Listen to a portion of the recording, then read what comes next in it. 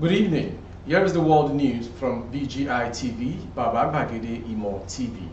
I am Moriwe Rebila Lawal. First are the major headlines for the world news.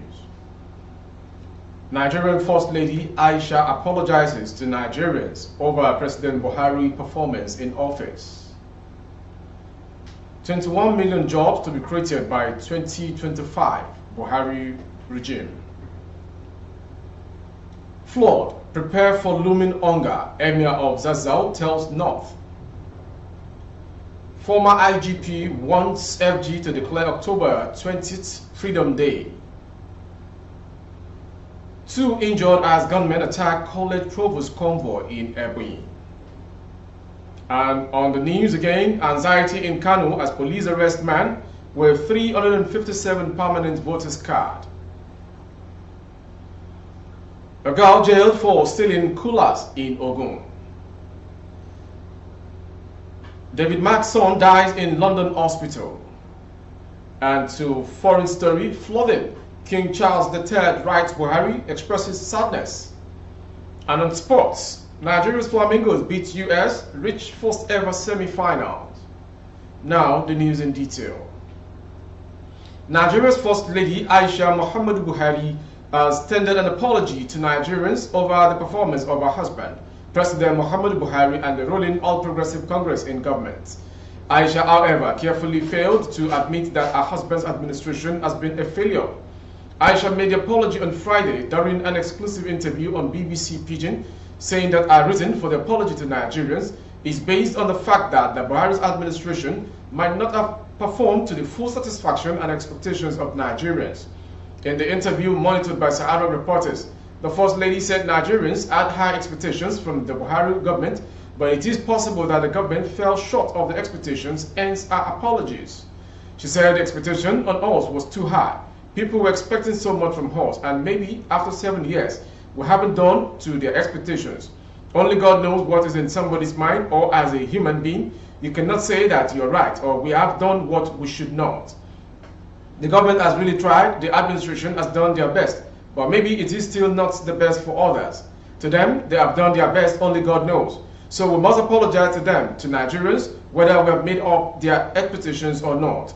The president's wife said she doesn't know the particular area her husband's government could have done better, as her office is just like a non-governmental organization, NGO, where she only receives people because I'm not into government. My own is to support them either on health or education. I don't go into details of what they are doing. Moving on to the next story. President Muhammadu Buhari's regime says it is committed to creating an enabling environment for creating 21 million full-time jobs and lifting 35 million people out of poverty by 2025. Labour Minister Chris Ngige announced this during an inter-ministerial training workshop on boosting job creation on Friday in Abuja, according to a statement by the ministry. The minister said the country's high unemployment rate could no longer be ignored. The ministry, in collaboration with its social partners and relevant stakeholders, had taken immediate and more proactive approaches to creating jobs, empowering the youths and increasing productivity, stated Mr. Ngige. The minister hoped the workshop would help navigate the path for responsive actions that will bring about job creation. The Labour Minister Ngige also identified other responses as creating more employment opportunities in urban and rural areas by strengthening tourism, and providing basic infrastructure, especially power and good road network within the country. Moving to Kaduna State, Zaria. The Emir of Zazzau and Grand Patron of the Kaduna Chamber of Commerce, Industry, Mines and Agriculture, Katsima, Ambassador Ahmed Nuhu Bamali, had called on the northern region to wake up and address extreme hunger.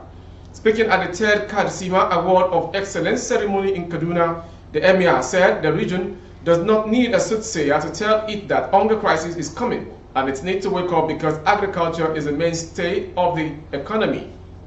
According to him, the issue of hunger crisis in the coming year, you do not need a soothsayer to tell you that, but we are praying to Almighty, and this is a clarion call that the people should devise other means of getting alternatives, because it will put eggs in one basket. Certainly, you will be confronted with shockers that you cannot contain. We will wake up from our slumber and see what we can do, because the mainstay of our economy, I think, is agriculture, especially in the northern region. Agriculture is badly affected this year for two key reasons. One, the flood, and secondly, the banditry, unfortunately, in our region, which is disastrous. He congratulated the Awadis, who he said have made invaluable contributions to the economy of the country in different spheres of life, particularly in the northern region. Moving on to the next story. Former Inspector General of Police Mike Okiro has called for the declaration of October 20th as a National Freedom Day to honor the memory of the NSAS protests and protesters. In an open letter to President Muhammadu Buhari to mark the second-year anniversary of the NSAS protests in Abuja, Mr. Okiro said such recognition would give Nigerian youth a sense of belonging and help in nation building. The former police boss, who was represented by the president of the Nigeria First Foundation, Comrade Vic Moro, called on presidential candidates in the 2023 election to prioritize youth and gender issues for the progress of the country. Mr. Okiro commended the federal government for resolving the protracted strike by the Academic Staff Union of Universities, ASU, and advised Nigerians youth to shun violence during the forthcoming polls. And to the next story on the world news. Professor Ruben Okechukwu, Provost of the newly established Federal College of Education, Technical, ISU in Onitsha, local government area of Ebonyi State, narrowly escaped death when gunmen ambushed his convoy. This incident happened on Thursday, October 20, 2022, near the boundary of Isu Onitsha, local government area, and Agba in Ishielu LGA of the state. It was gathered that the professor was in the Mercedes SUV with registration number ABJ371TS, leading a convoy of about 5 vehicles from his office at the temporary site of the college in Isu back to Abakaliki after close of work when the incident happened. Also in the car with the provost was a librarian, Mr. Lawal Shuhaibu, a police orderly, 2 aides to the provost, and the driver. Eyewitnesses said that the incident occurred when the convoy was moving on the Agba Bridge, where sand sacks were used to block the road. A young unarmed man sprang out, waving down the car, while suddenly a group of armed men trooped out from a nearby bush aiming at the car, the witness narrated. As the driver attempted to reverse, they opened fire on the provost's car, and the car swept into the bush. The first gunshot hit the librarian, Mr. Schreiber, at the back of his neck, while the second wounded the driver. While inside the bush, the occupants of the car opened the doors and ran for their lives as another bullet hit Mr. Schreiber again in the shoulder, and he fell down crawling away. The driver, who found a track road, met another group who mobbed him with stones and sticks. Still, the sudden arrival of a team of policemen from Isu Division of the Nigerian Police who rescued and took him to hospital at Isu. According to another witness, the third vehicle in the convoy was a Toyota Camry, conveying some staff of the college.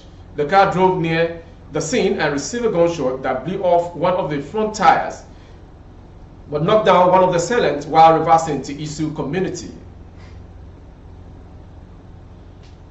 From that story, we go to Kano State.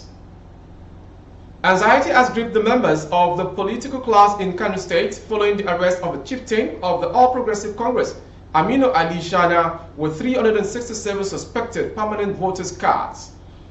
Ali, a chairman of his party in Yamten Arewa ward in the Gabasawa local government area of the state, was nabbed on October 14, 2022, with the suspected cards, an offense which is to have contravened section 21 and 22, subsection 1, bracket A, bracket B, and C of the Electoral Act as amended. Prior to his arrest, the new Nigeria People's Party in the state had raised the alarm that some elements in the state were hoarding, buying permanent voters' cards from voters in the areas where they doubt their chances of performing well in the 2023 general elections. Sanusi Bature, the spokesman of Kano State New Nigeria's People's Party, said in a release that their party's chairman, Umar Aruna Dogowa, had since directed their legal department to write to the Independent National Electoral Commission and to the police, stressing they would follow the case to its logical conclusion. We'll go to Ogun State from Kano. A lady, Peter Ogumbiyi, has been sentenced to 4 months imprisonment for stealing coolers, window burglary-proof metals, and aluminum glass worth 200,000 naira in Ogun State. A magistrate court sitting at Ota area of the state passed the judgment on Thursday after the convict pleaded guilty to have committed burglary and theft. In a ruling, Magistrate A.O. Adeyemi sentenced her without any option of fine. Earlier, the Prosecution Counsel, Inspector E.O. Adaraloye, told the court that the convict committed the offense on October 14th at about 4 a.m. at Oloko, Obasanjo area, Ota. Adaraloye said the convict broke into the house of Sarah Olayemi and stole a window burglary-proof metals, aluminum window glass, and coolers worth 200,000 naira.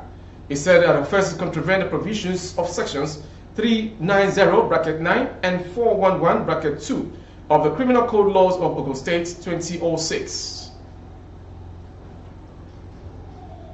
And to the next story, the son of former Senate President David Mack, Tunde Jonathan Mack, has died in a London hospital where he underwent treatment for cancer.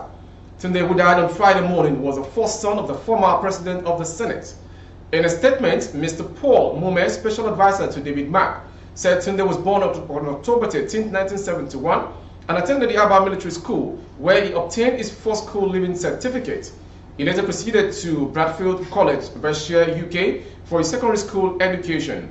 Tunde, a biochemist, obtained BSc's degree from King's College, London. He also studied immunology alongside biochemistry and later biological sciences in the Graduate School of Art and Science, Harvard, Cambridge, Massachusetts. The statement disclosed that the deceased was married with a daughter and his funeral arrangement will be communicated in due course. From that story, we go to foreign story. King Charles III of England has written to President Major General Muhammadu Buhari retired concerning the devastating flood bedeviling most states of the Federation. In the open letter signed by the monarch on Friday, King Charles III stated that he was deeply saddened about the lives lost due to the flood. King Charles III then sympathized with the victims of the flood, stating that the UK stands in solidarity with the country over the flood. The letter, which was cited by our correspondent, read, "Your Excellency, dear Mr. President, I wanted you to know how deeply saddened both my wife and I are to hear of many people who have lost their loved ones and whose lives have been so dreadfully affected as a consequence of the devastating floods across Nigeria." And to the last story on sports.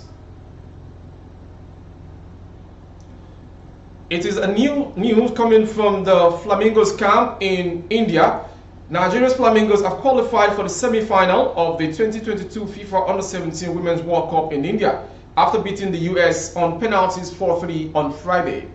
That wraps it up for the world news this hour. Before we go, some major headlines. Nigeria First Lady Aisha apologizes to Nigerians over President Muhammadu Buhari's performance in office. 21 million jobs to be created by 2025, Buhari regime claims. Prepare for looming hunger, Emir of Zazzau tells North. We're also brought to you, former IGP wants FG to declare October 20th Freedom Day. And lastly on sports, Nigeria's Flamingos beat US, reach first ever semi-final in the Under-17 Women's World Cup. For more updates on YouTube, our handle is Babagade Imor TV. Kindly subscribe and click on the notification bell. Select option all to access our broadcast. On Facebook, Bagede Imo with Alawi Adebayo. Please like and follow the page. On Instagram, Bagede Imo _22. For advert placement of your goods and services, coverage of events and function, please dial the phone number streaming on your screen for advert placements only.